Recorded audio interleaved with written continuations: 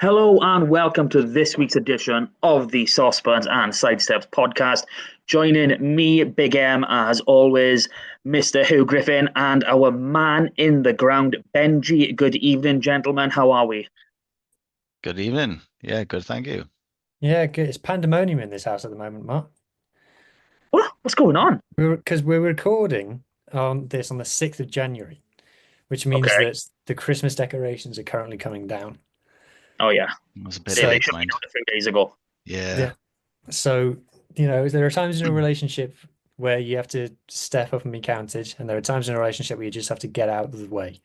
And currently I'm getting out of the way whilst the Christmas decorations are coming down. Yeah, I mean, I don't know about you boys, but we always go for the real Christmas tree.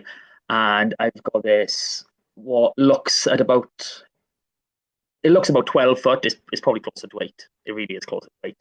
But I'm just looking at it now and I've got to saw that thing in damn half and get it down to the tip. I'm not Yeah. looking forward to No. doing it. I meant to do it on Saturday. I've been pushing it off. I'm literally I'm in trouble. Does your local council not pick it up then? Some councils do. No, uh, I'm outside of where I live, Mm. the village boundary. Then there's like literally nothing. Our little estate is literally there's about 15 houses here, and then just nothing for about 3 miles. So Right. we're really not in thing with anyone. Like, we don't have bin collections. We don't like we got to do all that ourselves, which is really What? foreign for me. But Wow. Okay. it is what it is. So Yeah. quite honestly, Get on that tip then. I wouldn't fancy dragging that thing around to the main road I've, anyway. Not looking I've forward only to it. ever had one real Christmas tree and never again. It took me like, Yeah. I didn't take it down till February because I just couldn't be bothered. I literally left it up. I took everything off it. I just left it there. I was like, better sort it up. Let's When put it in the we garden waste. when we got this house, the people who had the house before us had planted one of their Christmas trees in the back garden. And so there was like just a pine there Nice. growing in the middle of nowhere, and it was like one of the first things we got rid of as soon as we moved in. How is it growing though? Where's the It can grow roots? for like 3 years afterwards. Can it? Like, yeah, Without it's roots on it? but They you grow the just roots, yeah. yeah. Well, they They're not grow. dead. When they're in in your I house, thought they're I not literally dead. thought like you'd have to like I don't know. No, you water it daily or however big your actual pot is. Yeah. No, mine with I that thought if one. I just thought if you take the roots away, it was not going to grow. No, it's Yeah. just a, Okay. it's a big living I learned thing. something new. It's the same. I'm not learning anything about rugby. I'm learning about Christmas trees. Yeah. It's the same with flowers. You cut them off before they go in the water because it gets the roots Um, over. You don't okay. you don't just roots. Okay, I think we should move on from this. Yeah. This is Yeah. I'm going it's down the rabbit hole now. We should have talked this before the podcast, not like during. But yeah. So I mean, there wasn't a rugby match this past weekend, but there has been a game since our last podcast, and that was on New Year's Day. And as I predicted in our giveaway, it was a bit of a massacre for 50 minutes. We did absolutely destroy them. And to be honest, I don't really think we got out of third gear, which was brilliant. So, who? I'm assuming you've got loads of stats for us, or are we going to wait for this? Do Ben first because he was actually there. Oh, go on, then, Ben. What was it like in the ground? Like, we've seen a little video, big video. yeah. 30,000 people there, obviously. There's a few clips. A few videos I wish I took because you're there. There was like music going, and I just didn't think to film it. But there was good atmosphere down there. There was quite a few Dragons fans. They did come down. But yeah, I think a few people just turned them and like, we feel so sorry for you. It just they've just got nothing to be positive about. Yeah, we were like we stand in the north stand, and there's quite a few Dragons fans around us, and they were saying the only thing that good they've got is Rio Dyer, and I kind of yeah, and and then he had that one break, but there was one fan who's literally having to go at Sam Costello for everything he did on that pitch, clearly a Dragons fan, and yeah, so I think the Scarlets fans turned on Rio Dyer then, so. Yeah, it was good atmosphere down there though. Bit of banter. You got to have a bit of banter when you're there. Yeah, it was good atmosphere, but game wise, there was a lot of that game I don't know, after half time, everyone there was like, oh, it's a foregone conclusion now. We're gonna win by 50 points. And then we just took the foot off the gas again, and we just let them back in. And I think the morale went down in the stadium, which isn't, something we like to see. But otherwise, good atmosphere. Yeah. Yeah, I think we've spoken, obviously or everything that it is the change of the halfbacks, it was like 47, 48 minutes. But we Yeah. changed the dynamic of the game. Sam was a big change I thought, and I could see him, and I was watching the whole time because obviously you don't see as much on the telly do when you're watching players because they switch the cameras, or whatever. I was watching Sam, and he was just chasing every single player. He was making so many tackles, and there was that pass he created a try for Ellis Muse. There was a few times I was just thinking, if we didn't have him on, he's just such a dynamic player, and people are still negative about him. So I don't understand. I honestly, I don't think anyone Understands him. outside of West Wales No. realizes how good he actually is. No. He is our general. He is a proper general, and I would die on that hill that he's the best. He's the best 10 in Wales. We saw it last season when he came back from injury. He started playing. You saw a complete change in our entire backline in the way our forwards were organised. He is the man that does it all, and I love Johan Lloyd. I am really enjoying his progress at a 10, but to say he's even close to Costello at the minute, it's not even up for debate. The structure went as soon as he came on. I thought the structure went of what we were trying to play that day, that defensive counter-attacking rugby, which I'm glad to see back, if I'm honest, because it reminds me of back in 2016-17, when we were, as soon as you got like a sniff of that ball, it was offloaded left, right, center. And that first try, I thought, God, we're back here. This is awesome. Shall I see if I can find it if you keep talking? Yeah. It's just, go on. I was just gonna say my stats, regarding the Sam thing is when him and Cowder are obviously the top kickers in the game. I think they got like 10 and 12 each. When they went off, Archie's kicked the ball 3 times, and one of them was Vita's offloaded the ball to him. It's gone to his foot, so he's just kicked it. Johan Lloyd didn't kick the ball a single time when he came on, and I think Sam initiated a lot of kick duels. And to be fair, I thought the Dragons got the upper hand in some of the kick battles in terms of where the territory ended up being. But yeah, I think like you said, the organization came on, and I think it kind of sent the wrong message to the team as well. On 48 minutes to hook both your starting halfbacks, I think that just kind of said to the whole team this is one. And I can understand. I would have been okay with just taking Cowder off and bringing Archie on, because we'll come on to that a bit later. Archie needs minutes, but I think taking Sam off as well. I think if Sam stays on, we're nudging 40 points scored in this game. Yeah, I 100% agree with that. And quite frankly, we could have probably done with Johan Lloyd coming on for Tom Rogers. Because for some reason, I thought the same. He doesn't seem to be able to last, more than 70 at the minute. He seems to have that is a bit weird. He tends to cramp up on 60, doesn't he?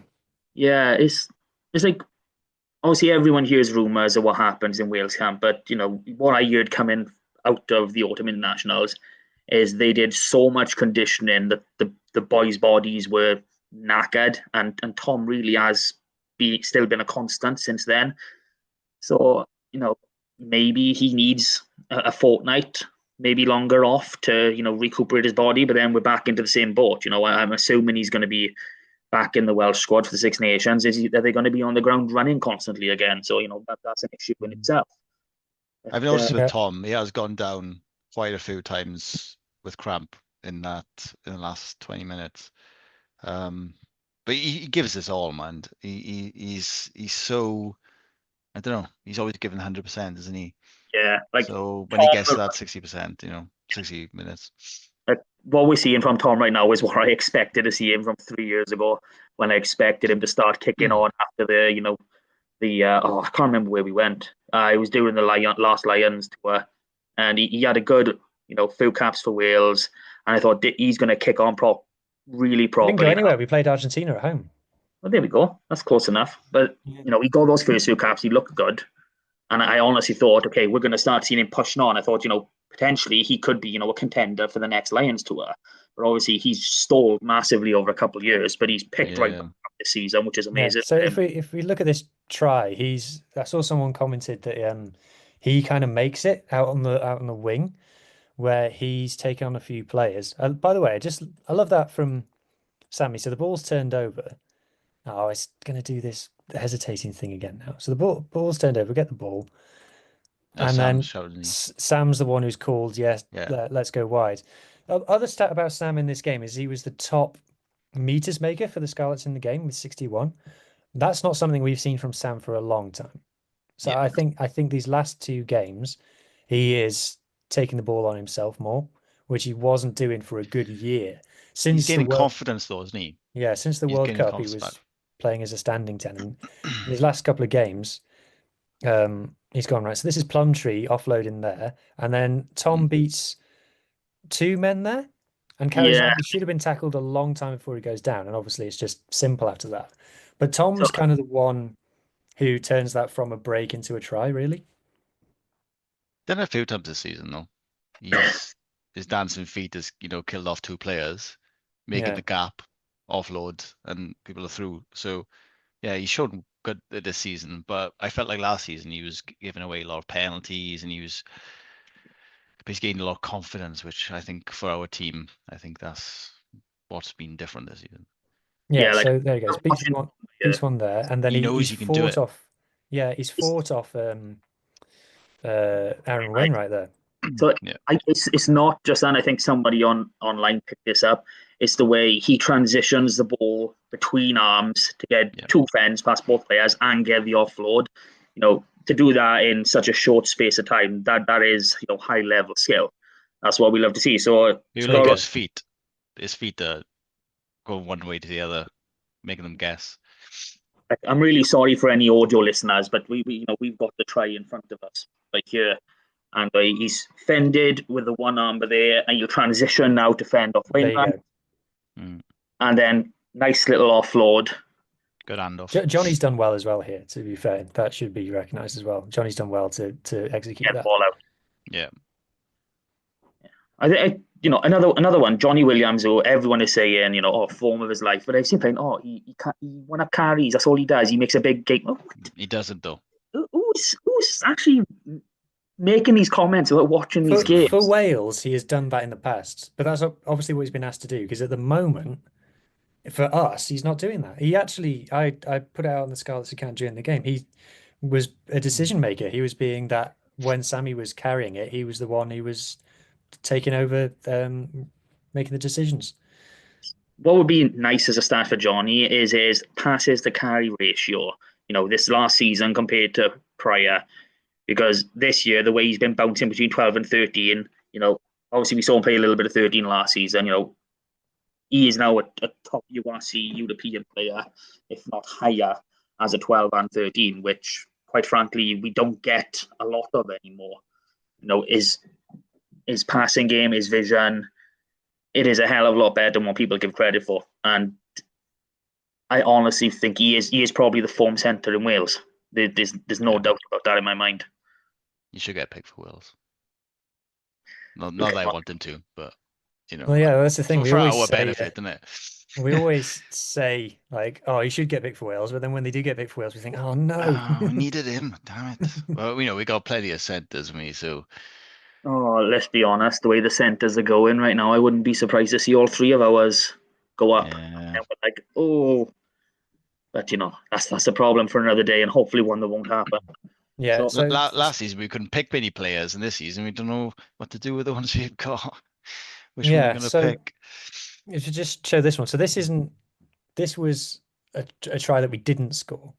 So this is the one from the lousy break, and Johnny Williams is the only back to touch the ball in this. I think 3 second rows, because we had 3 second rows in the starting lineup. 3 second rows touch it, and only one back.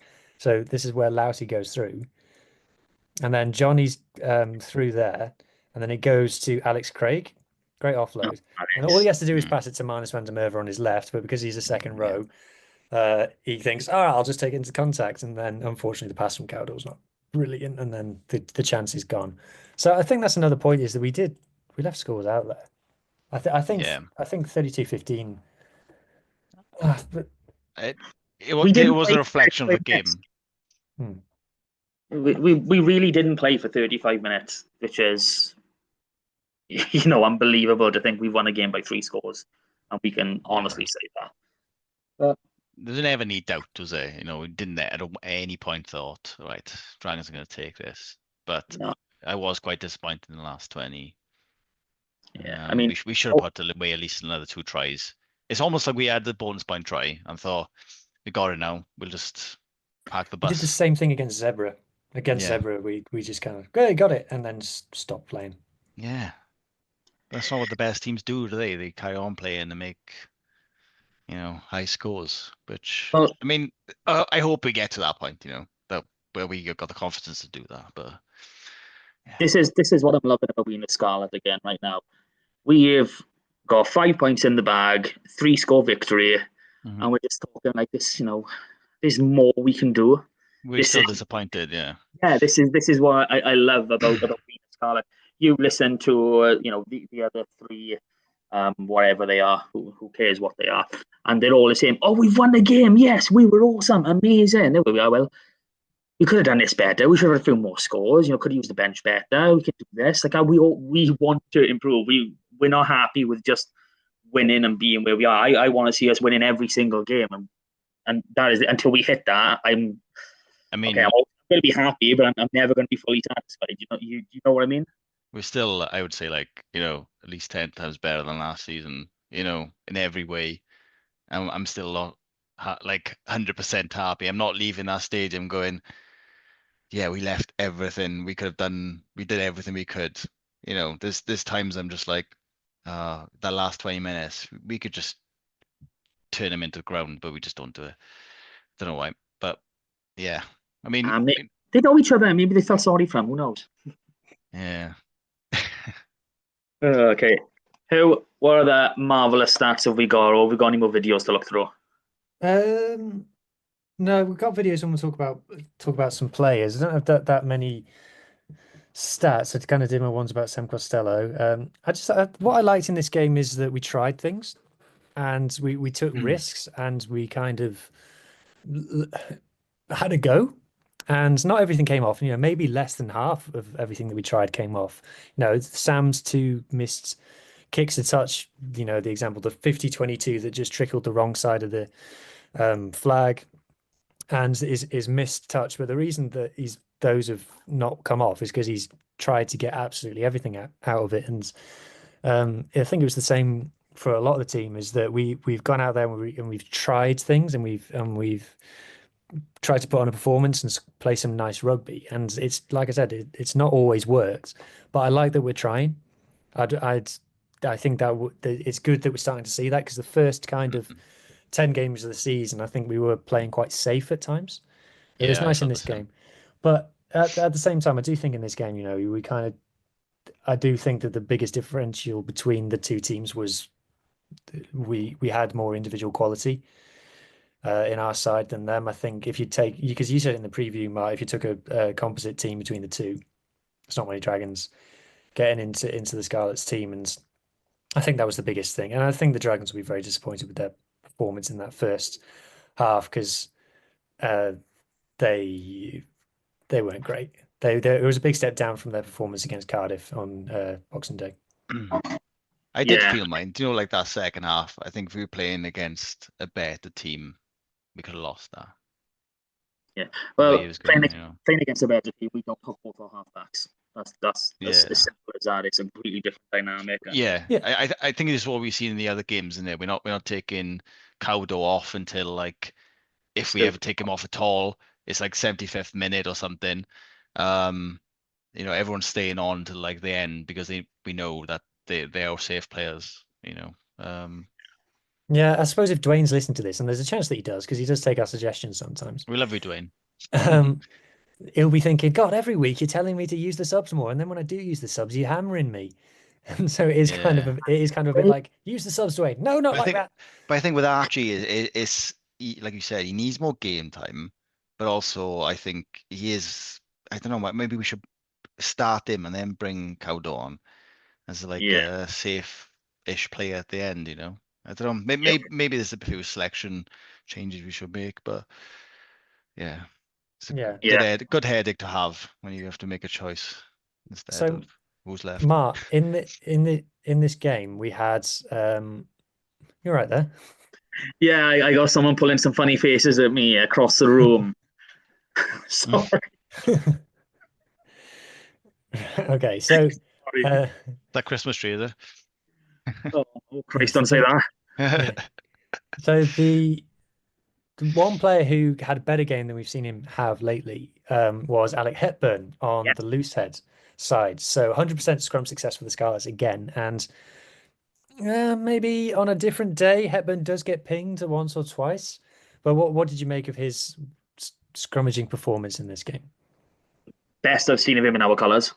It's as simple as that. I know the ref had a few words every now and then getting his elbow up, but we didn't lose a scrum with him on, which, quite frankly, I was really worried about. Even like speaking last week, I was thinking, he's up against our hip. I know our hip is getting on now, but he's still a very astute scrummager. I think that was the only change. When I was talking about a combined 15, that was the only battle I felt we lost. But in the actual game itself, he stood up well. He kept his shape for a lot of it. Fair play to the boy. He did his job, and that's what he's here for. And long may it continue with his best performance. I think myself included. I can quite easily forget that we're only 9, 10, 11 games into his career down here. So that's still a very short space of time for him to get acclimatized, accustomed to everyone. So he's improving. He's getting to probably where he was when he was, getting selected internationally, which causes more headaches. But a few more tests to come before anything like that happens. But yeah, I'm really happy with how he turned out on New Year's Day. Cracking. So what other players stood out then? Oh, what player didn't stand out? This was it Mad, was a isn't it? pretty much all round performance, and something we obviously mourned about last season was consistency, and 22 of the 23 from the previous game carried over. Only Blair Murray coming into the starting lineup, so And we he got people. fired back on, didn't he? Murray was outstanding. Yeah, so like I know we've spoken about bottlenecking and opportunities to the youngsters, but having this core squad keeping going forward is it's a positive for us. Mm. And I'm expecting to see something very similar on this coming Friday night, but we'll get to that later. Just hang on. Maybe Did Ben, did you say Marnus? Yeah, Let's talk about Marnus then. yeah. everyone says Marnus. We love him. He's I mean, the best signing we've made this season, 100%. Nephew Warthog. There's nothing quite like him. He We've was in made. everything, wasn't he? Everything. It was kind of watching it. It was kind of like, oh, it's Marnus again. Yeah. I That I and this. I wish he scored that. That would be amazing. I feel so annoyed for him that Craig didn't give that pass, because that was a gimme for him. Yeah. And there's one bit, I don't know if it'll be on this reel, but he gets away, and I think it was a knock on or something, and he just kept going, and he was like just bouncing all the Dragons players off him. I nearly It was did have epic. that. I nearly did have that in this And they reel. were like, oh, he hasn't heard Camera, him. And he just kept camera angle going. didn't work, and he just kept smashing through people. Yeah. well, that's what I mean. This is something that we in Wales need to take on board more. He's South African. He's not massively bigger than everyone else. He's your average size for a I'm hooker. pretty sure that Elias is bigger than him. Yeah. So it's not about what size you have. It's what you do with it. It's that mental attitude. it should be that, by the time boys hit under 14s, they start going into the Doer Shield. It's a case of, it doesn't matter if these are your friends. You put your head down, you go as fast as you can every single bloody time. And I think that is a big mental gap we have in Wales. We don't offer the same sort of physicality, even though we have comparative size, and in some places we have even bigger size. It is a total mental issue. Like I've known boys growing up, 6'5", 18, 19 stone. You wouldn't give them a ball to carry because they're powder puffs. They just get walked over. Well, look at Jack Morgan as an example. One of the smallest back rows in Wales, by far the best carrying back row Exactly. in the country, because he's just got the mindset of like, no, I'm doing this. Yeah, Mark, from a scrummaging point of view, do you think Marnus is adding anything in that department? I don't think he adds as much as Elias because of Elias' sheer size, his width. The width of a hooker is, if you've got a wide hooker, you're absolutely loving it. It's so much easier of a base, especially for your second rows. At least I've always found in my experience. But Marnus he's a hefty bloke himself. He's not quite as big as Elias, but he is still that good. He is a good hooker size. When I love Sean Evans to pieces, but when it comes to scrum time, I see him in there. I get worried because it's just how the dynamics work in positionings. I don't think we lose anything when Marnus is on the pitch as compared to possibly other players. Hookers aren't generally talked about as scrummagers, but they do have an important job. You do attack that tight dead. That is your role. If you can't get your foot in there to hook, which, let's be honest, hasn't been a part of our game for almost 2 decades, probably even longer, you're digging your head into the tight dead as much as you can to try and make them pop up or you make a mistake. So having a player the physical size of Marnus and Elias, it's only good for that front row. It's only good for the scrum as a whole. Is Elias out for a while? I don't know what his injury status is. No, we don't really know. No, I thought he was being rested for the game at first, and then he didn't turn up again on New Year's Day. So, I've got I don't think he was mentioned either in the injury list that he put out. Yeah, he's on the list, but he hasn't been in any of the press conferences. No. So, they usually say, don't they, like, they'd be back in next training session or something, but they didn't say anything about him. Yeah, I'm kind of concerned right now that we probably won't see him, until definitely won't see him Friday. Until after the Six Nations, possibly 1 or 2, fall weeks. But there we go. But it's exciting. It gives opportunities to other players, and I, for one, I'm excited to see Isaac Young if and when he gets the chance again. I've said multiple times, we've got a good few hookers in the academy. What I saw of Isaac Young last year in the Junior World Cup was a completely different player to what I'd seen before. He was so aggressive. It's like his mindset had completely changed. I'm really looking for. I know he's only 21 now, but I'm really looking forward to seeing him in the future. Can I talk about another player I thought stand out? Someone who I don't think we've spoken about at all this season yet. Sam Lousy. Yeah, was fully balling in this game. It's great to see him. Him and Fafita in this game reminded me of that Challenge Cup run we had to the semi-final and how they were playing it in that year. Just into everything. Go on, man. I'm just saying he's the same as man. He's using everything, every single break we had, he was there. Yeah, I think we trust him in that sense. To me, one thing I love about Sam Lousy is the way he plays. You could put him anywhere. Yeah. Like if we were in a position doing the Six Nations where 3 centres of ours went, I'd have no problem sticking him in a 12 jersey. I think he could do a job. Absolutely. Yeah. He is a pure beast. Long gone are the days where it was like, oh, is he going to get a yellow this game, a red this game? Last season, I think he got like a yellow every other game. He did get a yellow in the game before this, to be fair. He did, yeah. Not every single, but it was a worry his first 2 seasons here. Like he was a card risk. He's not anywhere near as much anymore, which is great for us. My only upset is he's into his 30s. I think he might be as old as me almost, which is, Yeah. really sad because my playing days died over a decade ago. I don't know how he's still going. I will say that his turnover there, I'm sure it was legal, but it does because we're the Scarlets are normally the team that like the referees like when in doubt penalise them. Um, and like I tweeted like the Blair Murray try, I think was the first try that we've had all season that didn't go to the TMO. But It's always talked Right. about in the stands. It always says, "Oh, what are they looking for now? What are they yeah, going to deny us? They're looking for something instead of just giving it to us and be like, have a look after." It's always the yeah. same. But in this game, we were playing against a team that's even more that than us. So Mm. I think if we'd have been playing someone else, I think we'd have got penalised a bit more. And we still managed to have a discipline explosion in the second half.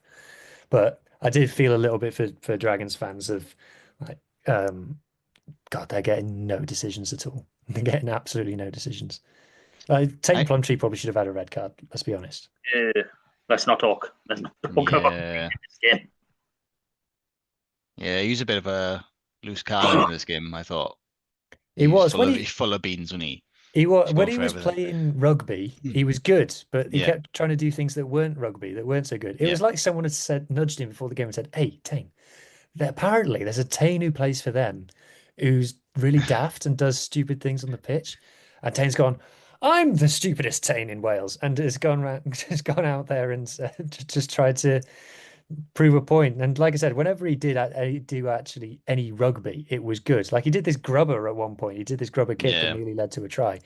He's actually Off kicked our twice in this game. off our 5 meter line, wasn't it? Yeah, The ball was dropped and he smashed it and it went up to like 22. yeah. He is good, like you said, when he's got the ball and he's looking for something. But yeah, Yeah. sometimes So he's a bit like Lousy. Sometimes I think where we're like, oh, what's he gonna do now? Oh, don't put your hands no. there. Oh God. So I think we're coming to the end on this one. But one thing we have seen a few times this season is a second row playing six. So I think this was the third time Max Douglas has lined up at six. So how are we feeling about this experiment going forward? I'll say he play well. Yeah, I think it works. Yeah. I Yeah, think he's it just means that we've got a bigger pack than them. And yeah, I think it works. I've not, I haven't seen because we played this when we beat the Bulls as well, and that worked. So I'm fine with it. I don't think we've got a standout six. I think we've got two sevens, or Mm. whether they move Plumtree there. But I think for us, he's better at eight. Um, Because they did so experiment having Fafita and Plumtree on, didn't they? But it seems that we're getting away from that now. They'll be using them as a replacement instead. yeah, Fafita. they are both exceptional talents, and they do put the fear of God into you when you see them coming onto the pitch for 20, Yeah. 25 left, which is brilliant having those options. But yeah, I don't think there's much difference, with Max Douglas's job as a second row compared to as a blindside. He is that I thought he was solid. man. He just battles through everything. Another brilliant addition to this team, and a young man himself. He could easily be here for 5, 6, 7, 8 years, which would be brilliant so long as Australia stay away from him, which and to be fair to him, no, when we signed him, people were taking the piss. I remember people were like, "Oh, you've signed this skinny Australian second row. How's that going to go for you?" Well, pretty well, as it Yeah. turns out. I mean, No one was Well, jealous of Max well, Douglas when he signed. I bet they're bloody jealous now. yeah. I mean, didn't the opposing sign a skinny Australian second row that we yet to see? But I honestly don't know, but he'll come down our way. But um, but yeah, it's been great. Here's a question for you: Has Alex Craig been not as good this year, or is it just because the players around him have been better, he doesn't stand out as much? Um, I don't think he has hit the heights of last season. I don't think he's far off. To your point, yeah, the players around him are much better. yeah. The standard is risen, hasn't it? So I think everyone is on his level now, or like as good as he was last season. Yeah, I mean, we can quite easily have any second row combination between him, Lousy, and Douglas. Jack Price, when he's been called upon, has been brilliant as well. the game he started, which I think was Zebra, if I'm not wrong. Yeah, looks like that was the one. He was outstanding, carrying for fun and just making tackles. Like he's doing grapes on the side of a pitch, like he was just going for fun. Which in terms of progression of our own players, that's another brilliant point to look at. Cool. I think that's all I had on the Dragons game. The stats weren't particularly interesting. We had 100% scrum success again, and we scored more points. Do you Yeah, think we spoke about this last time I was on, right? Joe Roberts. Do you think is he deserving of that starting spot? yeah, I think Because I know you guys love him. I do, but I don't think he's the best 12 we have. 13. 13, sorry. Yeah. Well, I think if you look at things like what Max Page has done so far this season, I don't think I've ever seen Joe Roberts do anything like that ball in hand, like Yeah. the tries he's scored. But I think Joe Roberts' defense is another level. I think yeah. his defense is Yeah. absolutely elite. He is a defensive juggernaut, and you can go, oh, he's had a quiet game in attack. Look at what he does in defense. I mean, we've had games against World Cup winners, and he's put them in his back pocket, and he just carried them all game. That is what Joe does. He is a defensive juggernaut. He's got brilliant hands, and he I looks to still I have top end pace, which is brilliant as well. I think he's is a little bit rusty, obviously, Yeah, as I think he's rusty. expected. That's what I'm saying. Should he be an impact 13? No, no. No. Okay. We've got two impact centres. One is playing for Llandovery, and the other is Johnny Williams. And right now, not starting Johnny Williams, you're going to be scratching your head at. But you've got to make the decision. I think any combination of Eddie, Joe, and Johnny to start is brilliant. But if you're going to use one of them off the bench, it's got to be Johnny. Yeah. But like I said at the start, we're just spoiled with choice for me for centres, so we can't really complain who's playing. Yeah. Oh. Okay, so shall we move on to our women's team? Yes, let's do it. Yes, we shall. So, Brython Thunder up in almost the Highlands of Scotland to Edinburgh. And Yeah, you could have gone and watched them, Mark. yeah, I almost did, to be honest with you. I almost did. But, there we are. So, last season's game was at the Parc, 22-17 loss. This time around at Hive, 22-15 loss. So I don't want to tell people that that's not progress. It is a massive progress on the games we played against Gwalia. I think I said, I was really nervous going into this because yeah, Edinburgh looked amazing against Glasgow, which we might now, looking at Glasgow's other results, it kind of like maybe Glasgow just aren't that good. Sorry, Glasgow. But well, are they still yet to win a game, Glasgow, in this competition? yeah, they got hosed by Wolfhounds, absolutely destroyed by Wolfhounds. What do you expect? Yeah, you're looking. but there's beat and there's beat. But they so I was nervous about this. I thought we could be up against it here, and we were nilled in the first half again. All our points came in the second half. Well, all I want to say is that first probably 15 to 18 minutes, apart from a bit of accuracy in the year 22, we were outstanding. We handled everything. Our attack was going forward. It was lovely to watch.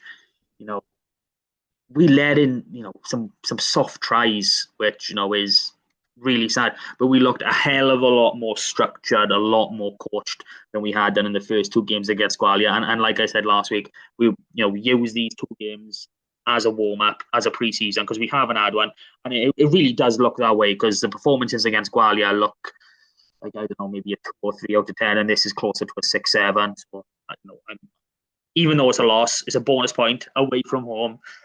Good performance. I'm happy with this one. Yeah, I think, but we've come to the end of the game, and it's like, oh, well, that was all right actually. And I think I agree with you. I think we're maybe starting from a lower point, certainly obviously than Gwalia, but maybe some others. But I think by game 6 or 7 in this league, we'll start to be clicking by then. Because I think we're at times I get the sense that we're trying to run before we can walk. Yeah, like My only issue right now is what do we do? We've got a double header. Well, sort of a double header. There's a gap in between against the Wolverhampton now. First at the Parc this coming Saturday.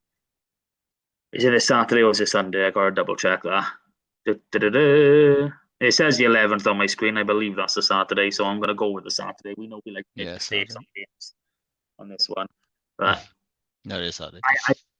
If these two games would have come, maybe round 7 and 8, or even round 6 and 7, I would be a lot more comfortable seeing how we are progressing. I don't think we're going to get much change out of Wolverhampton. If we're able to pick up some bonus points, I think that would be brilliant. What I'd like to see more of is a bit more attacking accuracy, and we could quite easily have got 6-7 tries against Edinburgh. We should have been 2 tries to the good in the opening 15 minutes of that game. So a bit more accuracy, in the red zone, a few more tries on the board. Focus on ourselves, because the Wolfhounds, they do seem a level above again.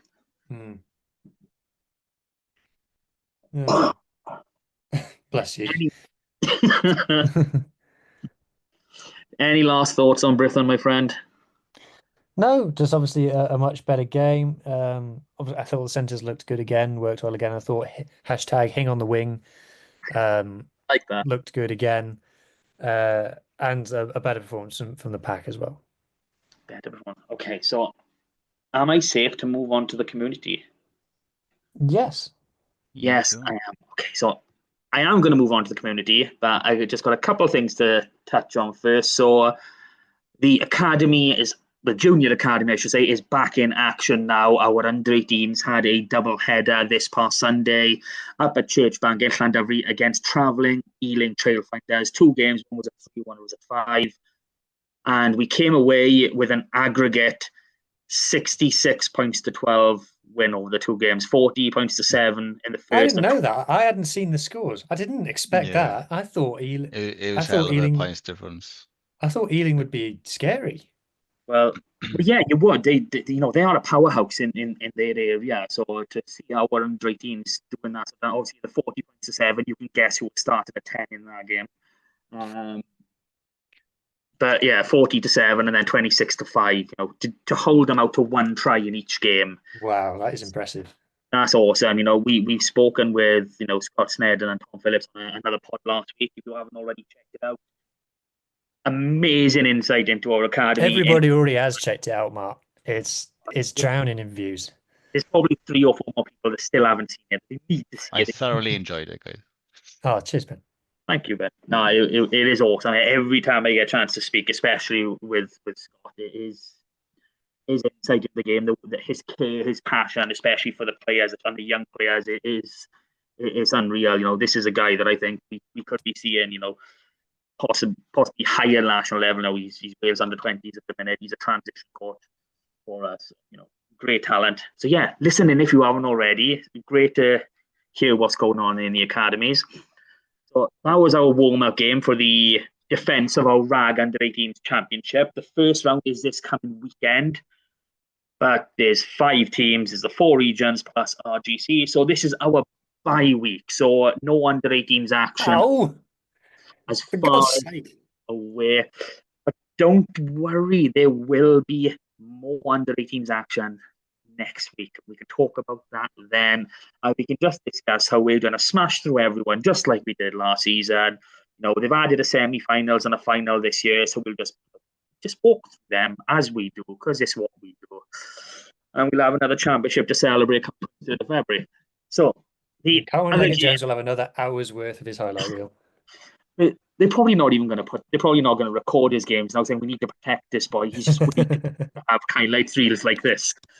But no. Okay, the other game I need to talk about before I get into the community is for anyone going to watch Scarlets against Gloucester on Friday. If you were staying in Gloucester on the Friday night, do not go home early on the Saturday.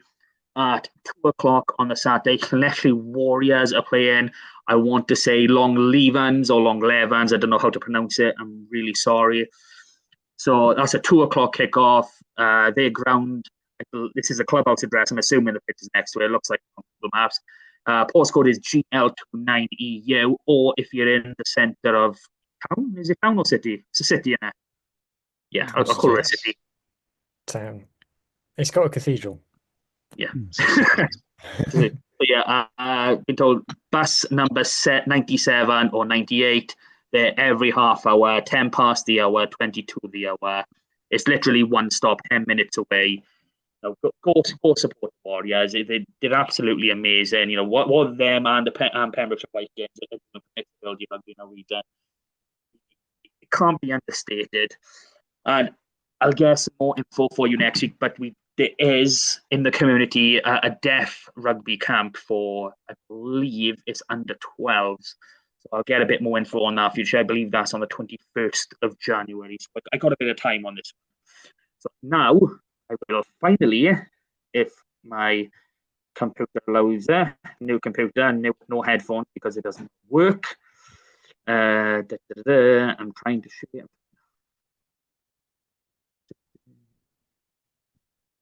Select window or screen. There we go. It's different on this one. There we go. Can we see, boys? Yes. Yes. Happy days. Okay. As always, we start in Super Rugby Cymru. Unfortunately, the televised game of Carmarthen Quins down in Pontypool did not go ahead. A frozen pitch, I believe, was the cause of that. We had a lot of boys due to be involved. You know, Gabe McDonald, Charlie Titcomb, Sam O'Connor, Keanu Evans, current football doer, and then Rodri Lewis was named on the bench. So that would have been a good. Rumours that Pontypool were running out on the pitch with ice packs when they saw Charlie Titcomb on the team sheet are unconfirmed. And unconfirmed, you don't want to hear what I've heard from the pool of faithful. Just all I'm saying is that Charlie Titcomb was named on the team sheet for Harlequins and Pontypool's pitch was frozen. Those two things might be related, they might not be. It's not for me to say. Who knows? So the other game, we saw Llandovery host Newport, and I've said previously, Llandovery are not getting out of third gear, but the one game they did this season was against Newport, and by God, did they go again, 38 points to 21 winners. That's a big result. Newport and no mugs. That's a 6 point, and you know Llandovery and Newport are both third and fourth in the table at the minute. But these are the two sides that everybody wants to go up against, wants to challenge themselves against. You know, the two teams in first and second, Cardiff and Ebbw Vale. Cardiff have got amazing backs, absolutely amazing backs, and Ebbw Vale have got amazing forwards. But Llandovery and Newport, they can match them both, forwards and backs. These are the boys that you want to test yourselves. These are the markers that you want. So to get a 6 point victory, yes, 6 points in the SRC, an extra attacking bonus point for winning by 15 points or more. Yeah, don't ask. So boys we had involved all started. We had Gabe Hawley, Morgan Jones, Ed Scragg, Jack Davis. I want to say he was at fullback. Yes, he must have been. I think he was on the wing. Was he? I think he was on the wing. So he bagged a try. First try of the game, I believe. Well, definitely first try for Llandovery. And then there was this little young lad. He hadn't played at all for Llandovery this season by the name of Max Page. He just turned up and scored a hat-trick for fun. So, again, anyone who hasn't listened to the Snedden, Tom Phillips chat, you know, Snedden very plainly said, if you were a professional player dropping down into the SRC, you have got to be the best player on that pitch. And people tell you, if you know, that's the standard we hold you to. My God, Max Page must have listened to that and taken it to heart because he went for it. He did. So, no games for either of our SRC brethren this coming week. There are some Wales under 20. Sorry. Can we just add honourable shout out for RGC's win? I thought that was a hell of a result. Okay, we will shout out to RGC. And for anyone who does listen to the SRC podcast, RGC sneaking there. Not sneaking there. They really held in there. 41-39 upon Ebbw Vale. You give me a perfect week in my predictions. You know, it would have been even better when Carmarthen Quins, you know, smashed the ball, but, you know, we didn't get that. So I'll take 4 from 4. No games this week. Wales under 20s playing Welsh academies. I want to say that's an under 23s squad for the academies due to the age, but there might be a few older boys who stand out to the SRC. Make that. Up next, we've got the Premiership. Newcastle Emlyn, 59-24 losers down in Cardiff Met.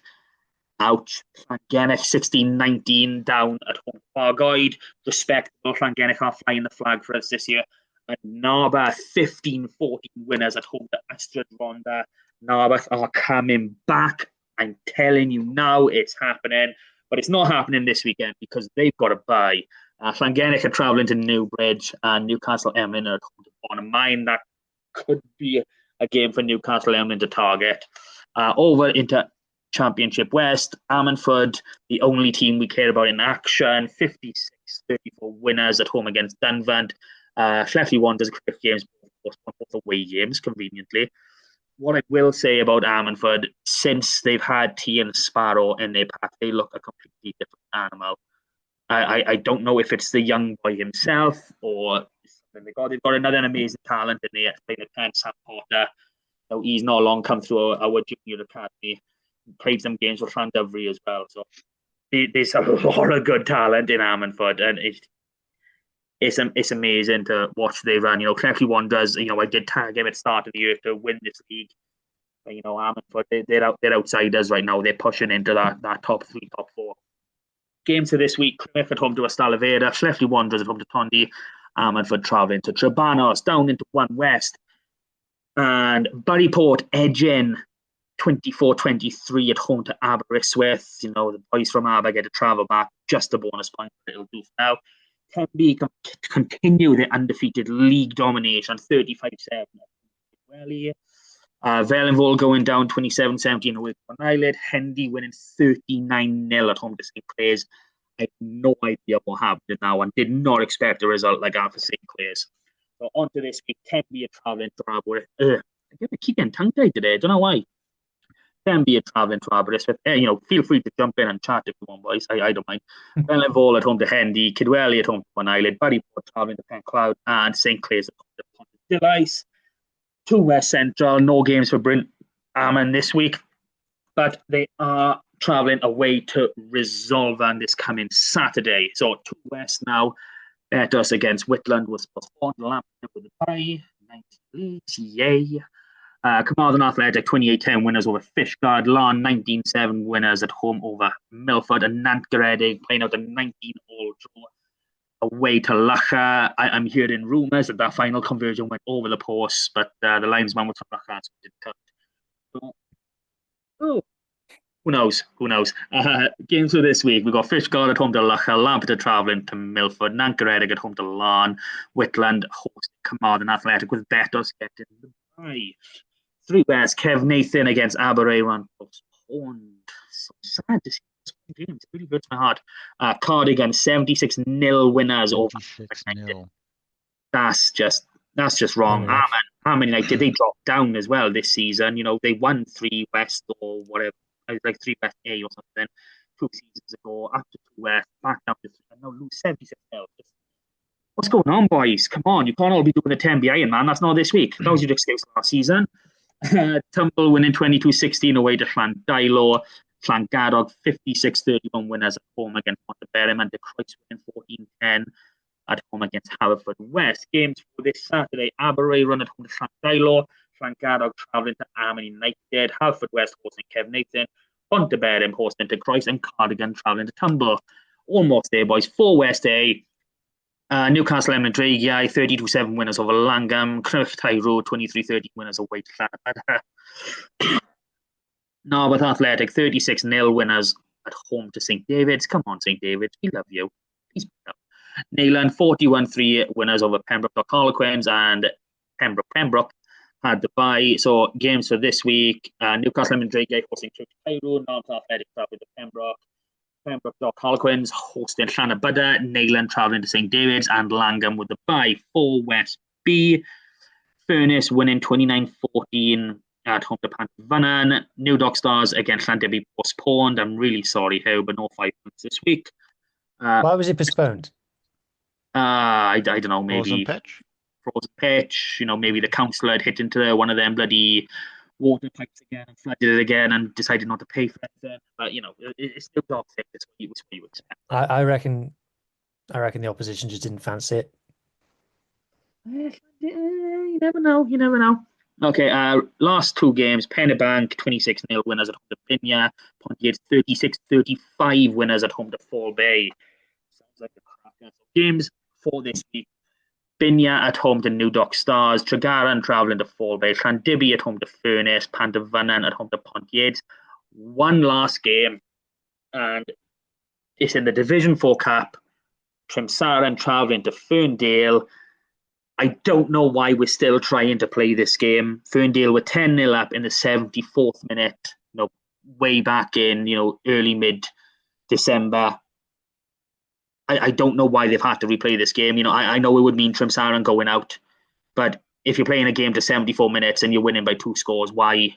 Well, not even if you're winning by 2 scores, if you're winning at all, why are you replaying it? So they tried to replay it this week, I'm assuming, more frozen pitch action, and they're going for it again. But this time they've got no choice but to play it because the next round is on the 18th. And that rounds up my community game, boys. Whew, that was a mouthful, and we're already approaching the hour. Oh. Well, we're about to go over the hour. We're about to go over the hour because we've had a letter. Oh no, why? He just keeps sending them in. It's from Jack from Lucca. He says this: Dear Sosbans and Sidesteps, frauds. Once again, you have to be content with only beating teams that you are better than, and scoring needless length of the field tries. Where exactly are your honourable draws? Yours, Jack from Lucca. P.S. Your draw doesn't count. Well, I'm not surprised that our draw doesn't count, because it shouldn't count, because it should be a big, bad win on the board.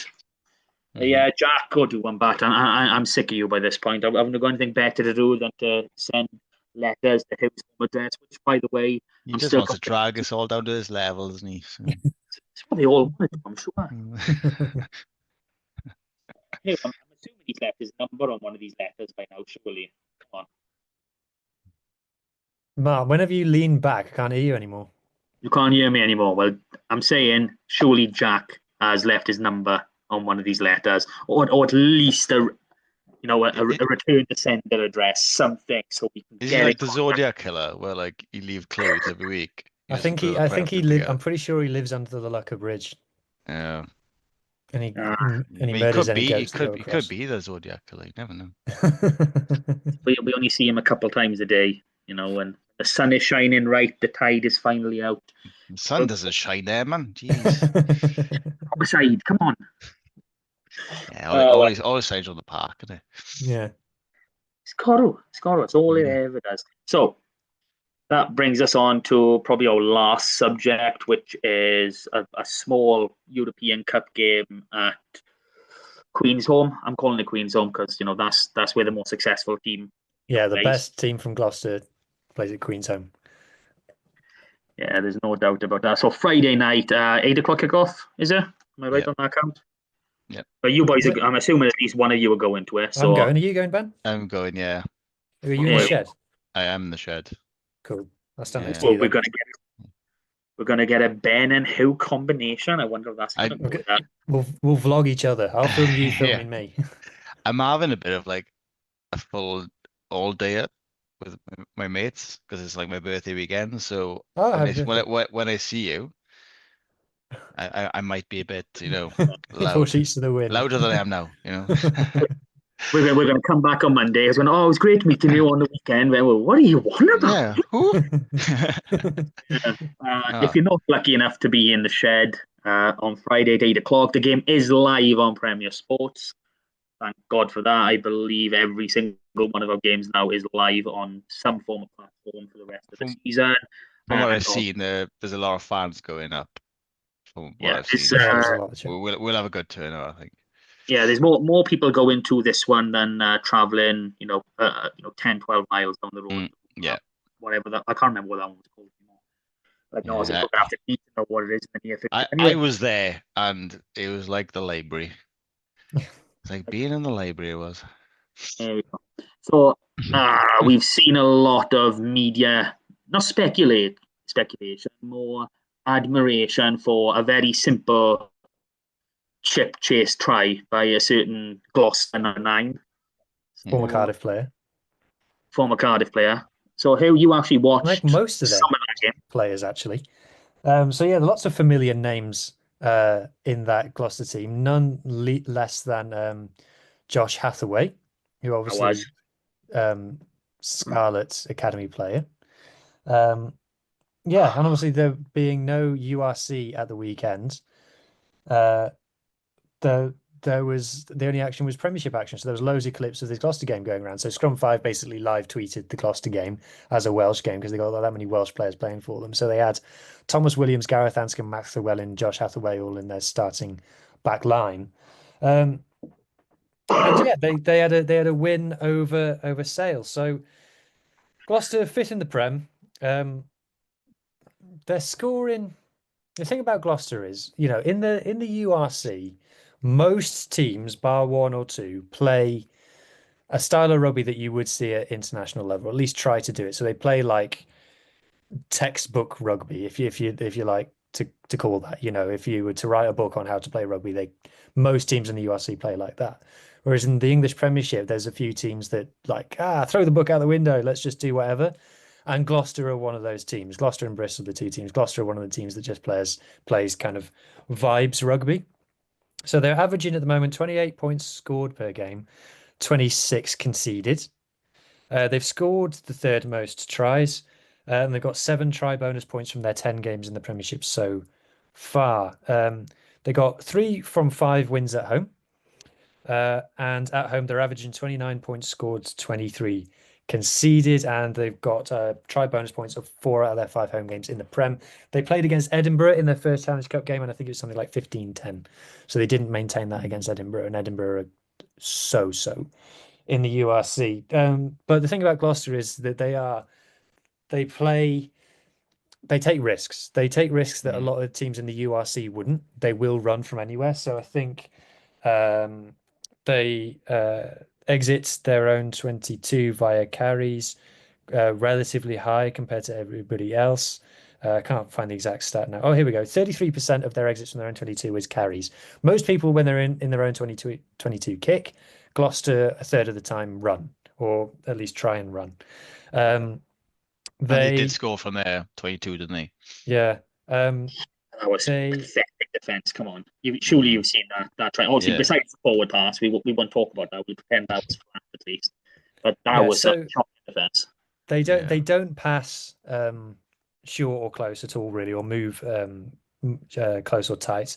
They pass long and they pass wide. So they go wider than the first receiver, I think, second most of anyone in Europe. And yeah, they basically they chuck it about. Like I said, it's not something that you'll see a lot of in the URC. So that it's going to be a test that we haven't come up against yet so far this season. They're not going to be like any other team that we've played, which I think is quite interesting for us. I did watch most of the second half of that Gloucester versus Sale game. I have to say that I thought Sale were terrible. Like the tries of the Gloucester scored are getting lots of views and things, but it doesn't tell the story of the fact that Sale were pretty shocking in this game. And I think one area that we can really target Gloucester is at the line out.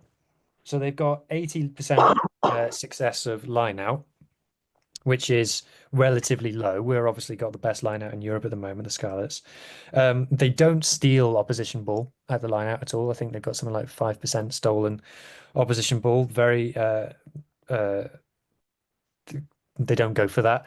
And they don't particularly like to maul it either. So I think that's one area where we could have the upper hand, where we could target. Like to know if Albert van den Berg is doing some research on their line out, because I do think that line out and maul time is somewhere where we could hammer home an advantage. And like I said, they like to throw it around and they do like to score some attractive tries, but they do give teams opportunities. Like I said, they average conceding 26 a game, and they're mid-table in the Premiership. So basically, they go out and they jouer, and sometimes it comes off and sometimes it doesn't. And they, even in this game, they gave some opportunities to Sale. Like, I think they're either their last or their second last. No, it's the second last try. Max Llewellyn, it was an intercept, and up until that point, Sale had been within a score, and that's, like I said, with Sale playing badly, particularly badly. I thought there were some players on Sale's team that had poor performances. So, and they score 61% of their tries in the first half. There we Which, go. So hold them out. So what you're saying is we have a chance. yeah, No, I what think you're saying is we're winning Yeah. easily. I think we have a chance. I think there's weaknesses of them that we can exploit, but the nervousness comes from me in terms of we're not used to playing teams like that. We're not used to playing teams that will have a go from their own 22. You don't, apart from the Lions, there are no teams like that in the URC. So Yeah, I mean, for me, watching what limited, footage I do have of them, I'm not paying for TNT. I'm not that rich. Is like you said, they do gift a lot of opportunities, and I can see us, especially with how our defense is going, and off the back of that dragon, I can see a lot of transition ball. I can see us making a lot of good headway. Strong up defense and just work on transition, and then if they throw in, medium to long passes more or less every single time. We've seen Johnny, Joe, Eddie, Cowdor, even Sammy on occasion. We've seen these boys pick up offloads for fun. This is, especially Cowdor, it is what he does. And I think not that he'll have a point to prove because he doesn't want to play for Wales anymore, but I think he'll have a bit of a chip on his shoulder to go, look, all right, Thomas, you're okay, but I'm still better than you. Move on. yeah, He's done that more than once, though, hasn't he? When we played That's what Cardiff. his career. He's done it with everyone. He's done it with the boys older than him. He's done it with the boys younger than him. Yeah. It is simply what he I does. think we need to play for Fita and Lousy, I think, for that transition ball and getting the ball out quick. I think having those two guys there would disrupt play quite a bit. they do tackle low, particularly. Everyone by low is below the hips. They particularly stand out as a team that tackles lower than most, which does open up opportunities for offloads. Yeah, I mean, I've lost my train of thought now. I'm really sorry, boys. Talk about something. I'll remember it in a moment. It may be my fault. I cut across you then. Well, for me, you're talking about Fafita and Lousy. I'd like to maybe see us. It's a shame if Dan Davis isn't fit, and maybe dual open sides might be a way to go because they're not that fussed about the ruck. So if we could potentially get some turnover ball at the ruck, that would be good. Mind you, we haven't scored many tries off transitions this year. What did we see in the last week? Well, yeah, there was one there, but we don't tend to. That's a bit of an outlier. We do make good ground. We do tend to. Obviously, we're not scoring a lot of tries of transition. We do make a lot of ground. Yeah, and the other thing about a team that plays in their 22 is they don't like to get into kick duels. So there's a chance if Sammy tries to initiate a kick duel with them, and they're just going to run it back, which, like I said, no one in the URC would do that. So maybe Yohan Lloyd might be more suited to this game. This might be obviously it's a synthetic pitch in Gloucester. It might be a kind of night for him. In terms of their star players, Max Llewellyn has got 10 try involvements. He's been playing on the wing lately. So obviously he plays 13 for Wales. He's not, I don't think he's an out-and-out winger. And I think if he does come up against Tom Rogers or Blair Murray in that wing channel, I think they could get a bit of change out of him because it's not his natural position, in my opinion. Yeah, is he playing left or right, or is he just switching between them? Right, I think. So there we go. You'll have Murray to contend with. Murray will stand circles around him, given the opportunity. But, other players you've got to look out for Gloucester is Zach Mercer. He is everything to them. Zach Mercer is if wherever he's standing is where the ball is going. Basically, he's their talisman, and Ludlow as well. He's their best carrier. Sorry, not best carrier, best tackler. So he's probably a name that we'll hear a lot as well. Yeah, I mean, something that everyone needs to remember, especially when we're looking at English sides, is that when you're in the URC, best league, by the way, you are playing opposition who are, 10th best in their position in the country, first, second, third. You go into the English Premiership, you could be playing someone who's 25th, best in their position in the country. The standard is not as high in the URC when you're talking, individual opposition. In the Prem. Thank you. So I I don't honestly. Yeah, there's some great rugby to watch over there, no doubt about that. But I think there is a clear standard difference right now, especially with the way the URC is building. I I'll be honest. Dragons are winning against teams over there. I mean, what does that tell you? Like, I know it's a poor team, but if the Dragons are getting wins against They beat English, Newcastle away, didn't they? Yeah. yeah, they're winning. There we go, away from home as well. Yeah, but Gloucester seem to win at home though, don't they? Have they got a streak going? 3 out of 5 at home. Okay. And their one Challenge Cup game they won at home as well. They do score a lot of tries, so we're going to have to rack up a few points to win this one. I don't think we're going to keep them. They're going to score a couple of tries. I don't think we're going to keep them to below 10.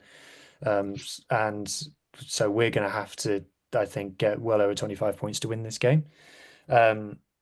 Yeah, I wouldn't be against seeing Fafita and Lousy playing together as a combo. I wouldn't be against seeing Johan Lloyd in this one.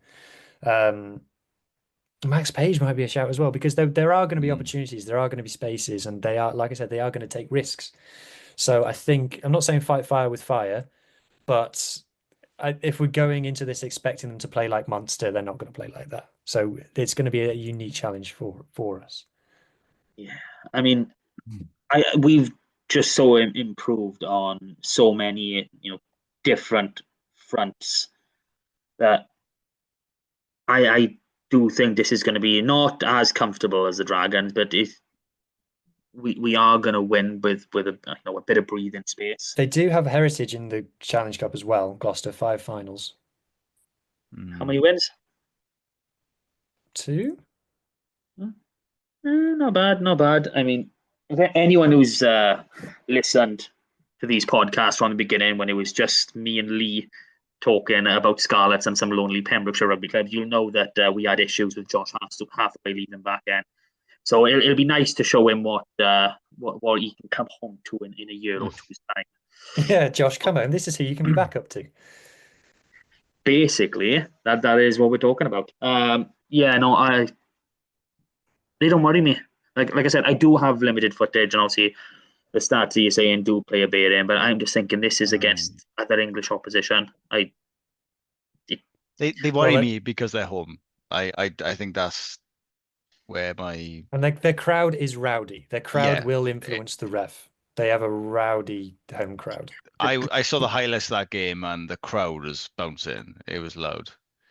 But so just like I said to you, we're probably expecting, I'd say, at least 400, maybe if not more, of our own up there. And I think it'd be more. I think it's more. I think it's more than that. There's a few bus trips I've seen going up.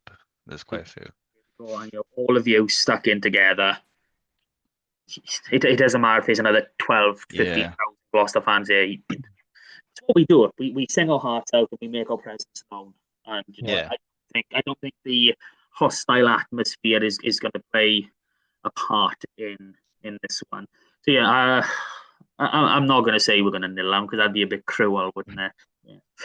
But, the most points we've conceded in a game so far this season is 24. Connacht? Yeah, 24. 24, 23. And Connacht and Cardiff. That game. Yeah.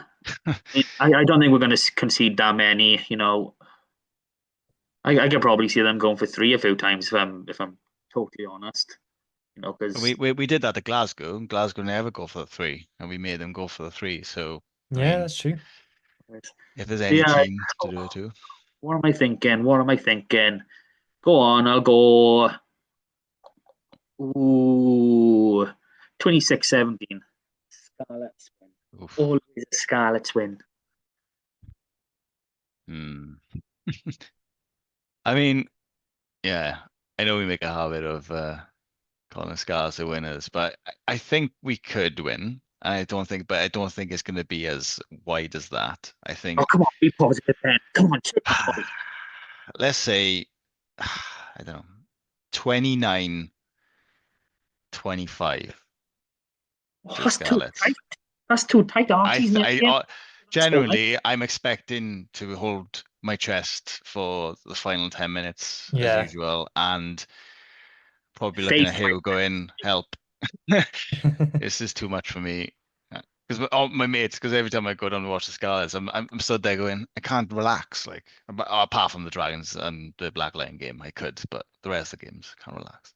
So it'd be the Yeah, same for I this. don't think it's going to be relaxing. I think No, it's I gonna be do think tough. Gloucester are going to score 2 or 3, and I do think we're going to need 4 or 5 to I beat them. think they're gonna score early. I think we're gonna be chasing the game for a bit. That's we Yeah. always do it to me. We let that first, second try in, and then we start like, you know. This is meant to be a positive podcast. What are you You were the, doing? Sorry. you started this podcast slagging us off for winning by 30. Yeah, you were saying, you Yeah, know, you were we're saying it's not disappointed good that we've won enough. by so That is much. Yeah. positive, though. It is positive saying we should be better. Sorry, I was the one that said, but I don't know. I feel like I prefer to be like, you know, not expecting it and then winning than expected to win and then losing. That's the way I feel about the Scarlets. And that because of last season, because I was going down every last season going, we're gonna lose this. Yeah. Oh, winning everything. We should have No, won I everything. think I'm going to pick every game Scarlets by 2 this season. I think you'd be right. I think it's gonna be That's just that poor close. show. That's poor showmanship. Come on, where's the belief, my friends? We're Scarlets. We win every game. It's what do we do? All To be right. fair, I didn't believe you the Bulls won, and yeah, I was glad you Yeah. did say, and we won I that. am the Messiah. Look, I've been called Jesus. I've been called a few other names. So you gotta believe me. Let's believe then. Let's go for it. Do we have anything else on the agenda, Mr. Griffin? Well, there was a couple of things. There was the halfway point of the season, and there was also we're not sure if we get another podcast out before the Wales squad is announced. So When does that get announced? Is it next week? some point next week, we believe. Yeah, So it's normally on a Wednesday or Monday. something. It's normally Oh, on a okay. Monday, Okay. so we would probably miss it. So should we do a quick prediction? Well, let's talk about who's nailed on. Who's definitely getting picked for Wales? Henry Thomas, Yes. Tame Plumtree, Yes. Sam Costello, Yes. Eddie James, Tom Rogers. Blair Murray. Yeah, they're the ones who were in Yeah. the autumn, and it would be surprised to see them drop. Now, Josh Adams is back, so there's probably a winger going to drop out, and it's probably between. I can't see him dropping Blair Murray after him playing every minute of every game in the autumn. That would be something. But someone will drop out. So if it's not one of our boys, it'll be Hathaway, I guess, who drops out. Yeah, that makes sense. Yeah. Also, Liam Williams is back as well, so it's going to be competitive in that back three. Yeah. Yeah, I'm kind of over Sanjay, if I'm honest. No, I don't think we should be. I don't think we've got the depth to be over a player like Sanji. Who else could get in? Well, we don't know. Johnny. Joe, I think Joe will get picked. I don't think he's been at his peak in the last few games, but I think Johnny could. He's very, he's a Gatlin player, isn't he? He likes the crash ball, big player. Yeah, we're slowly moving away from that, but we don't know who's leading. You keep saying that, but they go back to it all the time. You're trying to. Yeah, I don't know what they're going to do with 12 now because they've been flicking between Playmaker and Crash Ball through the whole of last year. So I've got absolutely no idea what they're going to do. Back and forth every game. Johnny Williams does both. So does Eddie James. Yeah, exactly. Yeah, Eddie does both. They definitely both deserve to be on the sheet too. So that's another 2. I think Joe will get picked. No. This is outside field because he was involved in the last Six Nations, but due to the lack of depth, really, we have at 10. Do you think Johan Lloyd has a shout?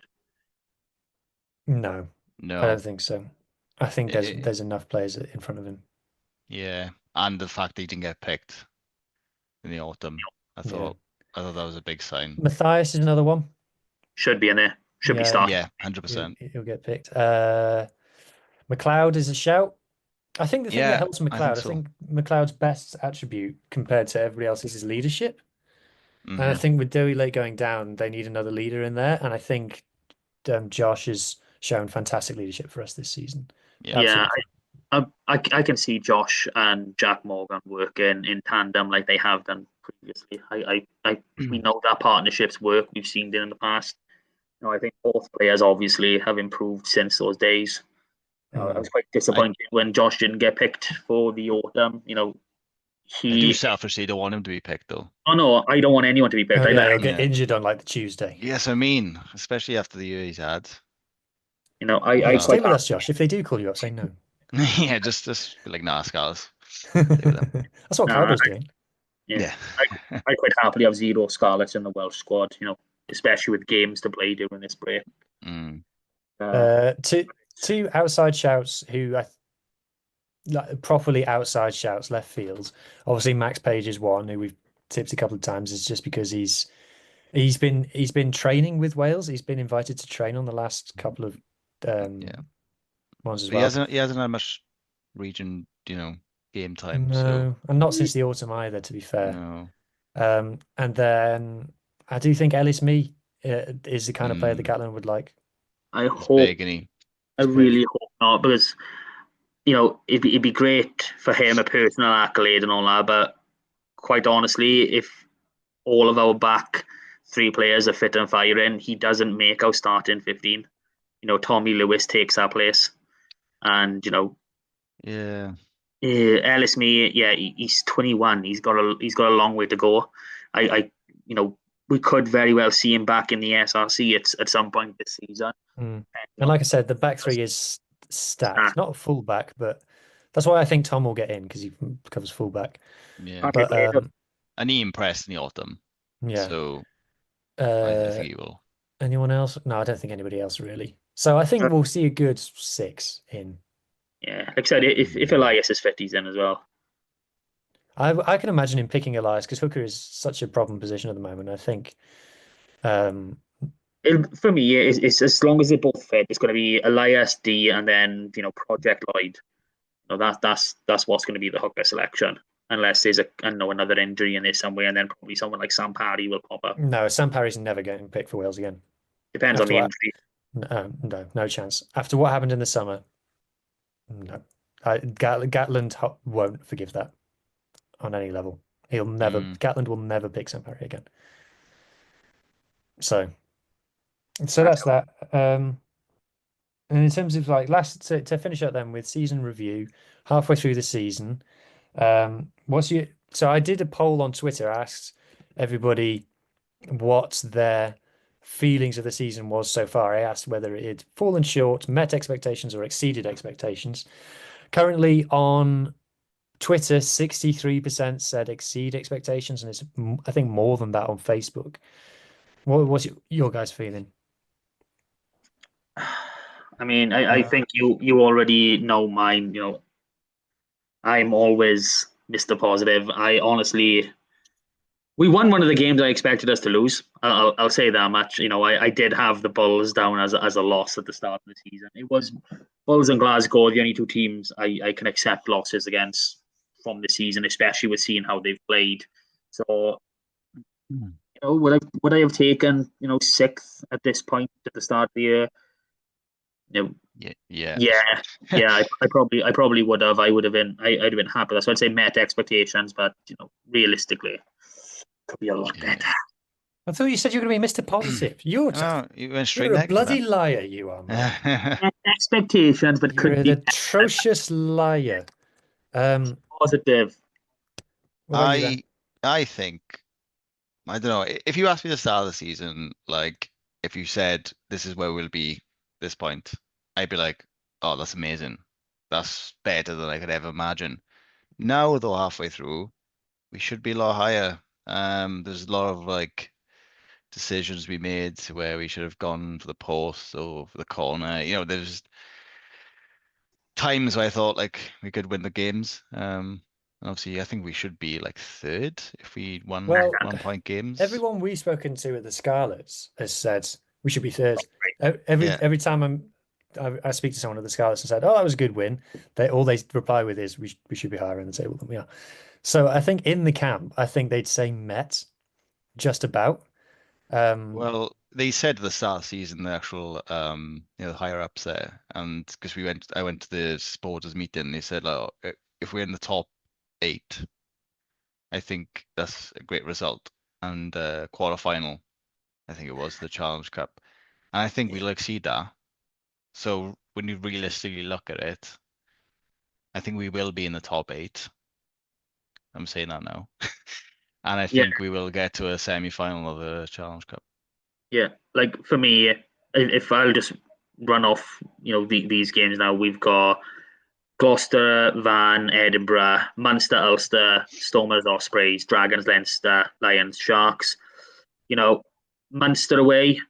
No, that's a tough one. Leinster at home, and then probably Sharks away. I'd say those are 3 games that I can accept losing, but every other game is a winnable match. Even Lions down there, I do genuinely believe we've Like, got the team. because Cardiff have got a really tough end of the season as well. Yeah. So You don't want to know what me and who have been discussing. I haven't. Don't drag me, Andy. I haven't said anything. Hey, you said you can. I said they can win it 2 games. I said they'll win 2 of the rest. You said that. You said that to me. I didn't say anything. You What'd you you say? you put a third team in it. That was it. You didn't put any more. Trying to cancel me like that, honestly. You're not gonna Um, get cancelled. You're a very neutral person. That's why uh, you're on. yeah, I know. That's why you're trying to set me up with your lies. Yeah. The the Yeah, so I think for me, I agree. I do. There are games where we've got to the end of the game and I think, oh, we should have won that. And there have been some disappointing losses in there where we have been the better team and lost. Um, but so for me, it's Mets. And the thing that I want to be cognizant of is that because last season was so bad, I think the team deserves credit for how much they've turned it around, and the coaches deserve that credit for how much they turned it around. But I don't think we should be overpraising them for being at the level that we should be at. Yeah. If you get what I mean, And there's a lot of like discipline issues we got. We're giving away too many penalties in certain times of the game, and it's causing us obviously. But that's the thing. You can't.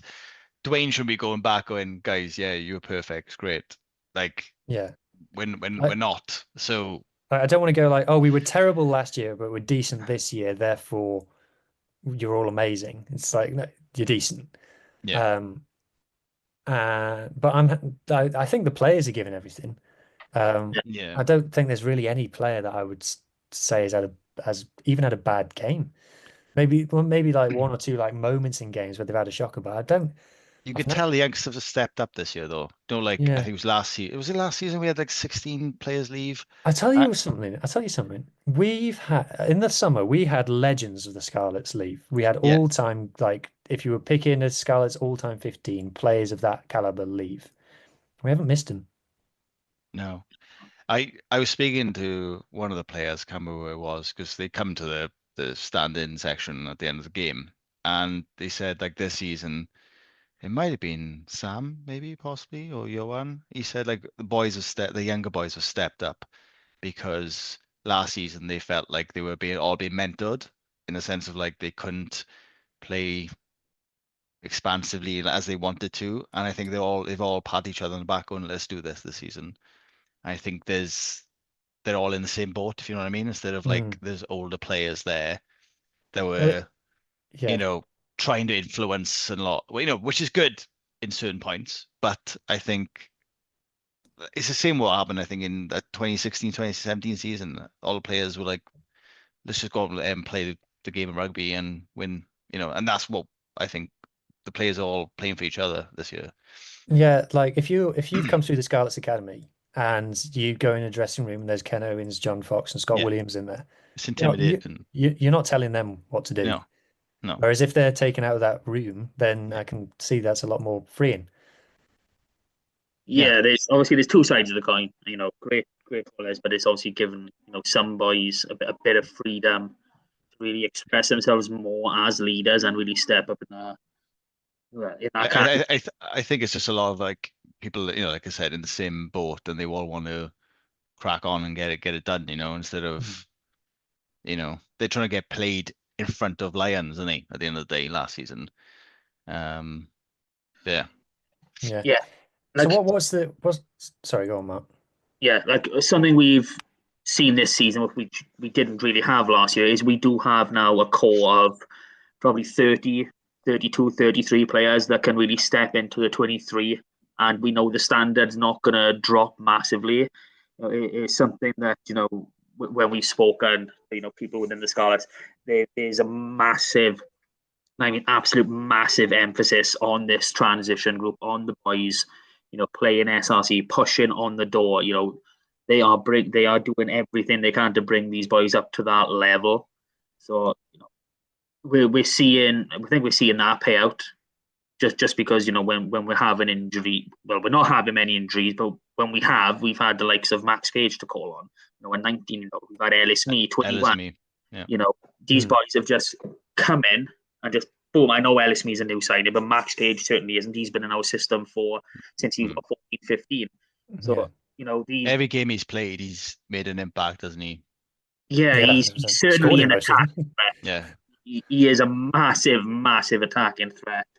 And he scored against Benetton, didn't he, in the first game? Yeah, yeah, great try. It's going to be interesting to see where he ends up. Because he is a short guy for a. Yeah, it's interesting that he's played 13 for Llandovery because obviously he's playing on the wing for them last season. Yeah, he was bouncing around a lot last season. He played 12 and 13 for them. So quick fire then. Best performance of the season so far. You got to go with recent memory. You got to go with Marnas on New Year's Day. No, not from player. Just the you team, mean as game? a team. Oh, as a team. Best performance. Glasgow. Yeah. Either Glasgow or Bulls. I'd probably go Bulls. Yeah, I got Bulls. Yeah, I go Bulls as well. I think that was a statement performance. That showed good heart. Like. Yeah. Most disappointing game of the season? Cardiff. Yeah, I agree. Yeah. Cardiff. Especially going up 14-0 up. Yeah, and the stats for that game was ridiculous. That's the most possession and most territory we've had of any game this season, and it's our worst performance. So that shows us the kind of team they're trying to be, because we didn't want to play like that. Player of the season so far? McLeod for me. Good shout. I like it. I think he hasn't been mentioned enough tonight. I think he's, solid. Every game he scored 5 tries? 6 tries. He's been solid for us this season. I know you would say Marnas in the sense of the impact he's made, but I think McLeod has shown that leadership as well. I think that's another thing to add. If we give it, I don't know. I'm torn to you because I've got 3 players in my head that have been big impacts for us this season, and that's obviously Josh is one, Marnas, and Max Douglas. I do think those 3. You picked 3 forwards, man. It's going to be forwards. That's not a give.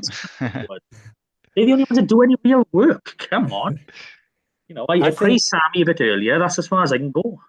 Before the autumn, we were all saying that Tame Plumtree was our player of the season so far, and then Marnus, I think, has held the level. I think Marnus is just overtaken him, so it's probably between Tame Plumtree and Marnus for me. Shout out Johnny Williams. I think Johnny Williams has been sensational. Best back. Yeah. And it's really difficult to choose between the rest of them. I don't think anyone's been. Tom Rogers. I think Tom has been good. I think he's been solid, and like I said, every game he's shown his skill and his footwork, and I think he's a great player. Yeah, he's a lot to prove this season. Okay, and then one thing that you want to see change in the second half of the season. No losses. Game management. Last 20 minutes. I want to see us closing games out instead of going to the 78th minute and going, I'm going to box kick it now. Like, why? Why are you box kicking it for? Why are you giving the ball back to them? Yeah. No, all serious. I think discipline is the one for me. There's areas of the game that we can improve that. That is probably the biggest one.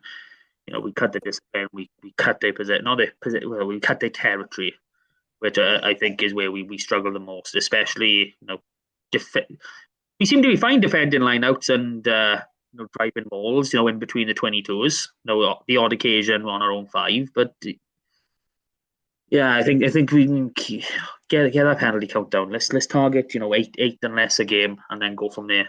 I think that'd be a massive improvement. Yeah. My one, I'm going to share the screen now. This needs to change. So for audio listeners, it's the graphic showing the game time by scrum halves for the Scarlets this season. Gareth Davis, 83.8% of all the available game time has been Gareth Davis. Archie Hughes on 77.5%, literally less than 1/10. So Gareth Davis has played 10 times as many minutes as Archie Hughes. Now, obviously, Archie's been injured, but we need to start seeing Archie's section of this pie grow in the second half of the season. It's not even just Archie's, it's Evans as well. Like, he's got 8.8%, but you don't build a squad off, a starter and a replacement. You have that third man in there. I've got my own beliefs and systems on how I like to rotate players, etc. But this whole malarkey of Cowdor being 9 for 75, 77 minutes a game, it just needs to end. And like I said previously, I got no problem in players starting and hooking them off after 25, 30 if that's what the game dictates. And that needs to be explained to these players as well.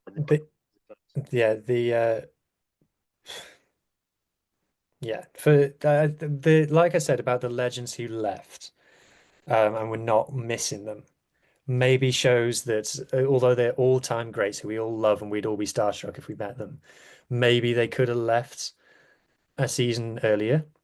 And I think with Cowdor, he's in that category. And it's a case of it's better to make that change too early than too late. So if you make it next game, could that be too early? It could be, but you're better off making it too early than too late. Yeah, I mean, like I know I spoke previously, I had the Dragons game down as Archie's first start this season. We know at that, and it hasn't happened. I wouldn't start him up in the shed, but I definitely start him at home and van. And then I just see what he does, see how he goes, and obviously Cowdor, he's not going to be your next season as far as we're all aware. Apparently there's an international from Pembroke coming back, but obviously that's confirmed as it stands. So we need both Archie Hughes and Evans Jones playing time to shoot up a fair bit. We need to make sure that we've got stocks ready for next season. And then we got the boys, coming from the SRT below, and we got Roger Lewis, really chopping at the bit to try and get into that third spot as well. Yeah. I felt for Evan Jones this season because there's times I thought like Gareth Davis was out on his feet and he still wouldn't bring him on. Because obviously Archie was injured. Yeah, so I don't know why they've got any faith in him or. Yeah, it's a weird one because we've seen. Didn't he start the game though? He started one, didn't he? Evan, he started buying away. As well with Dwayne being a scrum half, you'd think he'd be all over this. On the ball with it. I know how long a scrum half can be on for. I know what's best for the sub. Blah blah blah. Yeah, well, when Dwayne was asked in an interview, he goes, "What do you any words? What do you think of Gareth Davis retiring for Wales?" And Dwayne goes, "Yeah, it's great. It means we can play him more here." Yeah. So not 80 minutes though. Yeah, not 80 minutes, Dwayne. 60 Yeah, so that's it for me. I'd like to see more game time given to scrum halves not called Gareth Davis. Yeah, glad you correct that. Okay, are we finally finished? Because this has been a lot. We're finally finished. Yeah, I apologise to everyone who's. I see the time. What is it? 135, 140. Oh, wow. Cool. Long. So I'll put this on the end just for the sake of it. If you're listening to this podcast, you obviously love the Scarlets, so you might as well join Crease 16. We are the Supporters Trust. It's free to join. You get lots of good information. We've got a monthly newsletter, which I'm proud of, even though I'm making minimal efforts for it, I'll be honest. But yeah, join Crease 16. It supports the club, supports everyone. And thank you, boys, for, doing this with me. We love it. We love talking Scarlets. My hair's a mess. No headphones on. I look rough. Audio viewers, that's just for you. We'll do it all again next week and celebrating at least a 10-point win against Gloucester. I've changed my mind. I'm going up a point. Hugh, Ben, great speaking with you. Catch you again next week. Bye, guys. Cheers.